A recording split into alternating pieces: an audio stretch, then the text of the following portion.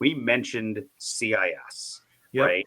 And Chris and myself and a bunch of really other smart people kind of went through all the frameworks that we know about, and we cross-mapped and we dissected and we ripped out, rearranged, and realized, oh, this control is the same thing in all 15 frameworks worded slightly different. Yep. Okay, we're just going to call it one thing.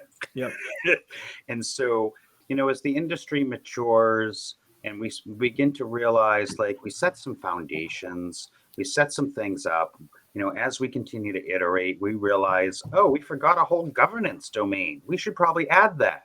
Oh, we forgot a whole privacy thing. We should probably add that. And as we grow and iterate, like, this isn't the first version, right? No. This isn't going to be the last version, right?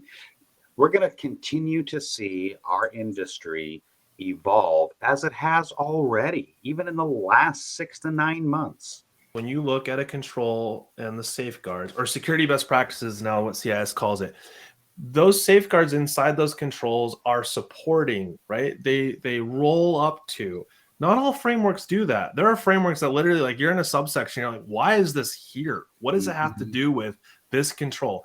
What insurance questionnaire today seems to be written where each question seems to only ask you one thing?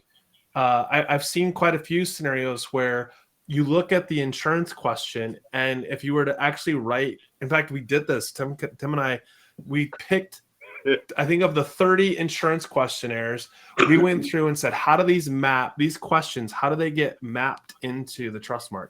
And so one question might be like, I had to solve 9 safeguards completely in order to actually satisfy the question. Now, who's answering the question from an insurance provider going, well, I'm going to put yes here, and like, oh yeah, I should go back and make sure I actually did those 9 things that I needed to do to say yes to this question? I would say largely, outside of knowing a few things about CIS that was limited, like leadership, those kind of things, were areas where insurance questionnaires really dictated what we needed to include. So I don't remember off the top of my head. I think it was Cowbell had like 14 questions. I'm like, cool, I'll take that one.